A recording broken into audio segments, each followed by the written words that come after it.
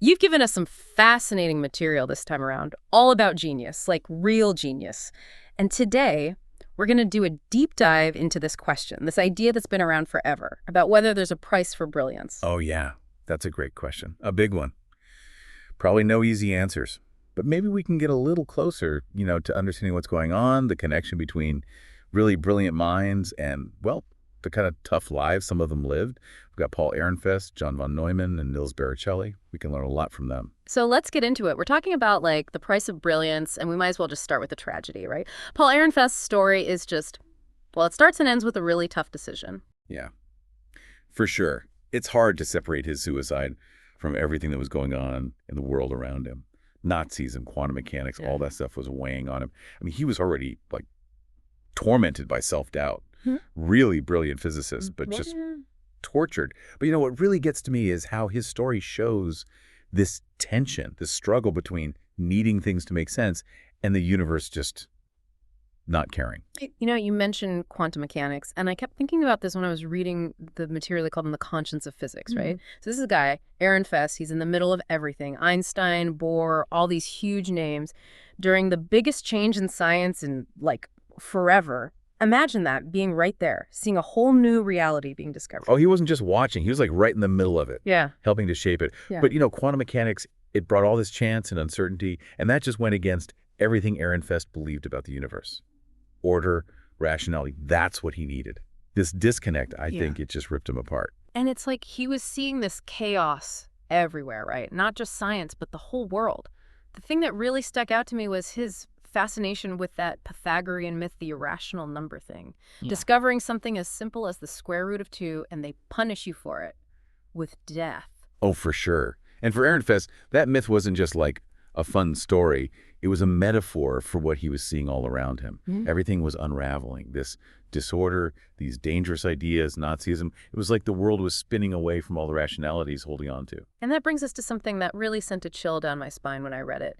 Ehrenfest actually suggested a mass suicide, Jewish intellectuals, as a protest against the Nazis. This wasn't just a scientist messing around with ideas in his head, This was someone watching the world go to hell, and he felt completely powerless to stop it. Yeah, exactly. And so we come back to that question, what's the price of being brilliant? For Ehrenfest, it seems like it was just being too sensitive to all the world's chaos. It just overwhelmed him. Okay, so let's switch gears. Let's talk about a completely different kind of genius. John von Neumann. People would say his mind was inhuman, that's how smart he was. But when you really dig in, you find something interesting. A guy who could understand incredibly complex things, but was also attracted to the totally absurd. It's true. He was all over the place. Yeah. From the Austro-Hungarian Empire right to the nuclear age. What gets me is he was just obsessed with systems, with figuring out how everything worked. The universe, people, everything. It's unbelievable how smart he was from such a young age. Like calculus at 8 years old, writing a math paper while still in high school, and then quantum mechanics, game theory, computers. It's like his brain was on another level. And the thing is, it wasn't like he was just interested in each of these things separately. He was obsessed with the systems behind them. He believed that you could explain human behavior, even war, using math. It's this desire to understand the world through systems that ties all his different interests together. But what I find really interesting is how this almost superhuman intellect was mixed with some really eccentric, even awkward behavior. Like he was obsessed with puns and he loved dirty jokes. It is a bit of a paradox, isn't it? The smartest guy in the room, but also kind of strange. Makes you wonder, right? Was it this unique way of seeing the world, this need to put everything into systems, that made him both brilliant and a little bit off? There's this anecdote, it's in one of the sources you sent, about von Neumann having lunch with a colleague in Berlin back in the early 30s. They're walking, they see a military parade, and von Neumann is completely transfixed by these tanks, like practically drooling over them. It's a really odd detail, but it reveals something fascinating and maybe a little bit unsettling about him, right? This mind that could handle the most abstract ideas was also mesmerized by these powerful, destructive machines. It's like even weapons were just another system for him to try and figure out. And that's something we'll talk about more later. This fascination with systems, especially those involving power and control, it's going to become super important as von Neumann gets involved in developing some of the most dangerous technologies ever invented. It's true. It reminds us that brilliance, even the most incredible kind, doesn't exist in a vacuum. It's shaped by the world, by events, and by the choices people make. And those choices can have huge consequences, even for the most brilliant minds, even von Neumann. Before we get into all that, I want to pause for a second and ask, what if there's a link between these extraordinary minds and some kind of fragility?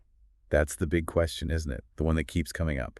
Both Ehrenfest and von Neumann, they were surrounded by people struggling with mental illness. Think about Kurt Gödel, the guy with those incompleteness theorems that totally blew up mathematics, those really influenced von Neumann. And the parallels between Gödel and Ehrenfest, they're striking. Groundbreaking discoveries, but also battling their own demons. It makes you wonder, are these huge leaps in thinking somehow connected to their instability? Is there a price for pushing those boundaries? And if so, what is it? Is it like Ehrenfest being too sensitive to the chaos? Or is it something else completely? It's starting to look like there's a pattern here. Brilliance mixed with vulnerability. Maybe as we get deeper into von Neumann's story, we'll find more pieces of this puzzle. But now, let's shift gears and talk about Nils Baricelli. He crossed paths with von Neumann in a way that totally changed our understanding of what it means to create life itself. He took von Neumann's ideas in a direction even he didn't expect. The fascinating thing about Baricelli is that he was brave enough to ask a question that seemed like science fiction back then. Could you actually create life inside a computer? Yeah. And to answer that, he used the most powerful tool he could find, von Neumann's own MANIAC computer. The MANIAC.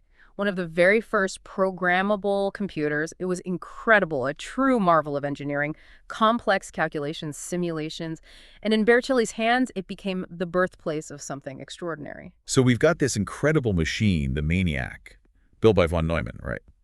But it's Baricelli who takes it and does something totally unexpected with it. He takes von Neumann's genius even further. It's amazing. You have von Neumann obsessed with systems, and he builds the super powerful computer. Then Baricelli comes along and doesn't just use it for math, he actually tries to explore the origins of life itself. Baricelli's goal was crazy ambitious. He wanted to create digital organisms, things that could evolve and reproduce, all inside a computer.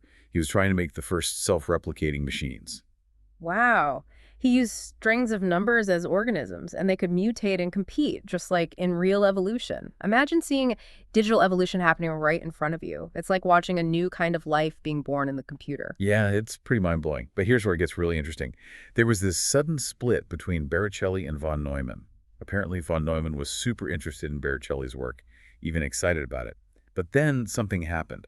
And we don't know exactly what, right? Baricelli just loses access to the MANIAC, and all his research, this groundbreaking stuff on artificial life, it just disappears. It's almost like von Neumann had second thoughts. Like he decided to bury those ideas and go in a different direction with artificial life. And von Neumann's vision, it was all about self-replication. He was thinking about machines that could build copies of themselves, starting a whole new kind of evolution, one that could go beyond biological life. It's like he thought computers were the key to getting past human limitations, to creating something even smarter than us, something that could live forever. Which reminds me of that story about him being fascinated by tanks.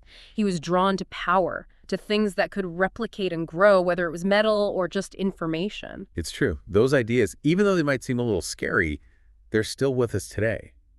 Just look at how fast artificial intelligence is developing. People are worried about whether we can control it. It's like von Neumann's legacy is playing out right now. We're dealing with the same questions, the same worries about the technology we're creating. Are we ready for the consequences of von Neumann's vision? Are we just stumbling into a future we don't really understand? A future where the lines between humans and machines are totally blurred. And maybe, just maybe, that blurring of lines, that feeling of uneasiness about what it means to be human when machines are getting so smart, maybe that's part of the place of brilliance that we keep talking about. Definitely something to think about. But before we get too lost in the future, let's get back to something a little more down to earth, but no less impactful. The atomic and hydrogen bombs. Von Neumann played a huge role in developing those. Oh, absolutely. His contributions to those weapons, there's no denying that. And while it's easy to judge him now for being involved in something so destructive, we have to remember that he was living in a really tense time, a time when the world was on the verge of total war. Right, and we've already talked about how he was drawn to systems of power, how he saw even war through the lens of strategy and calculations. Exactly. Right. And here's the fascinating, maybe even tragic part. Von Neumann understood how dangerous those weapons were better than almost anyone. He even came up with the term mutually assured destruction to describe the logic of the nuclear arms race. He knew how bad it could be, but he still thought a first strike was the best option. It's like he couldn't resist applying his theories about game theory to real-life conflict, even with such high stakes. It's a scary thought, isn't it? Yeah. This incredibly smart guy who could figure out probabilities and predict outcomes, but maybe he couldn't fully grasp how much human suffering would result from that decision. I wonder if, even with all his brilliance, there was a disconnect between understanding those weapons intellectually and grasping their real impact on the world, on millions of people. Maybe that inability to fully see the human cost, that was another part of the price he paid for being so brilliant. That's a really sobering thought. It makes you ask, how do we reconcile von Neumann's amazing intellect with the terrible things his work led to? Can you separate the genius from the impact? Can you admire the brilliance and still condemn the choices? Those are tough questions, and there are no easy answers. Maybe that's the whole point. Maybe the lives of these geniuses, their successes and failures, are meant to challenge us, make us think about the complexities of human nature, even at its most extreme. So we've been exploring these connected stories, these glimpses into the minds of genius, and this underlying feeling of unease about what happens when brilliance goes unchecked. But there's one more story we need to talk about, a story that brings us face to face with the changing relationship between humans and artificial intelligence. Okay, and this time we're not talking about theoretical machines or imaginary situations. We're going to talk about a real-world confrontation between one of the best players in the game of Go and an AI that really made us question what intelligence even is. We've been talking about these brilliant minds, the incredible things they achieved, and the potential downsides of that brilliance. But now let's jump to something totally different. A story that takes us to the very edge of what we consider intelligence. We're talking about Lee Sedol, the Go master, and his match against AlphaGo, this powerful AI. Lee Sedol's story is really interesting because it makes you think about what it means to be human in a world where machines are getting so smart. He was considered one of the best Go players ever, but his match against AlphaGo, this AI created by DeepMind, it changed everything. For those of us who aren't Go experts, why was this match such a big deal? Okay, so Go is this ancient game, super strategic and intuitive, way more complex than chess. For years, people thought computers could never beat a top human player. There's just too many possible moves in Go, like an insane number. You couldn't just use brute force calculation. People thought it needed intuition, creativity, things that only humans had. So how did AlphaGo manage to beat Lee Sedol? How did it overcome that challenge? AlphaGo used a combination of really advanced machine learning techniques like deep neural networks and something called Monte Carlo tree search. It's a way for the AI to explore different moves, not by calculating every single outcome, but by simulating games and focusing on the most promising paths. So instead of just crunching numbers, it's more like strategic exploration, almost like a human player looking at the board and thinking about different possibilities. Exactly. And here's the key. AlphaGo wasn't programmed with specific strategies or rules. It learned by playing millions of games against itself, constantly getting better, refining its understanding of the game. It basically developed its own Go intuition, but one based on data and algorithms, not human experience. So this match wasn't just a game. It was like a battle of the titans, human intuition versus artificial intelligence. The whole world was watching. The stakes were incredibly high. It was a really tense time. There was so much uncertainty. What would the outcome tell us about intelligence itself? Could a machine really match the brilliance of a human mind, a mind that has spent years and years dedicated to this game? What happened? Did AlphaGo win? Yes, AlphaGo won. It beat Lee Sedol 4-1. It was a huge shock to the Go community and to the whole world of AI. I remember that. It felt like things were changing, like AI was reaching a whole new level. It wasn't just about logic and math anymore. It was starting to touch something that we thought was uniquely human. Absolutely. And for Lee Sedol, it was a devastating loss. It wasn't just about the game. It challenged his whole identity, his sense of self as a master of Go, something he had devoted his life to. One of the sources mentioned that he actually lost his voice for a while when he was 13. Some strange illness. That's a really interesting detail, isn't it? It's like his ability to communicate, to express himself, was already affected before he even faced AlphaGo.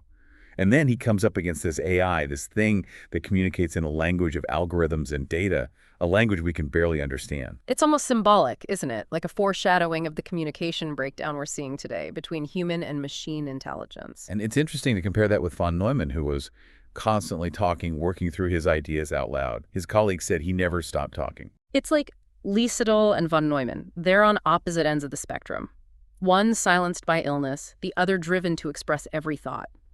And in between, there's this new kind of intelligence, artificial intelligence, communicating in a way that we're still trying to figure out. It's true. And their stories show us that there are many different types of intelligence, different ways of thinking, making decisions, and experiencing the world. So Liesedal loses to AlphaGo. His identity is shaken. What does he do next? Does he give up on Go? He keeps playing. But the loss changes him. He says it's both humbling and inspiring. He had to rethink his whole understanding of the game, see it from a different perspective. And there's this one amazing story from one of his last matches against another AI. Really? Tell me more. He makes this move. It seems totally bizarre. The AI developers, the people who created the program, they're baffled. It doesn't make any sense. It goes against everything they know about Go. So it's not just a random move. It's a move that even the most advanced AI can't understand. Exactly.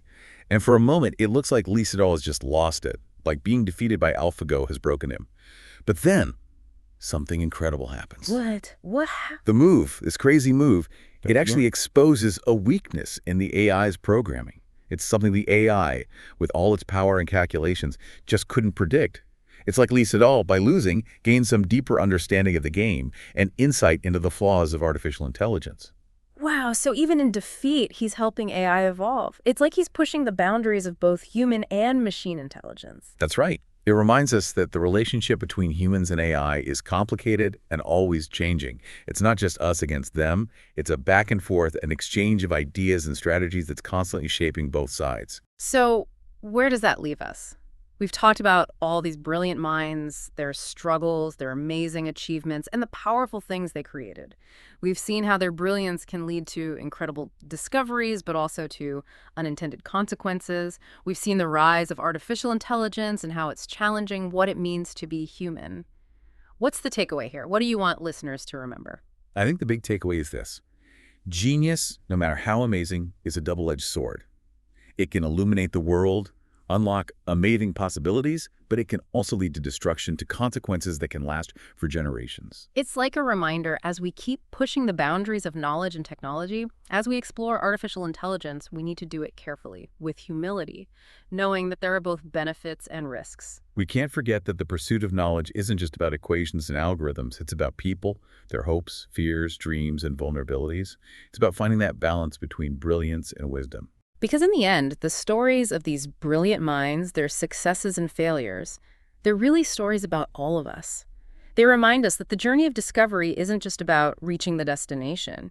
It's about the choices we make along the way. It's about understanding that even the most incredible minds are still human, with the same flaws, the same uncertainties, and the same hopes that connect us all. We're all on this journey together, a journey into the unknown, driven by curiosity, held back by doubt, but ultimately guided by the hope that we can create a future that's worthy of all our brilliance. Until next time.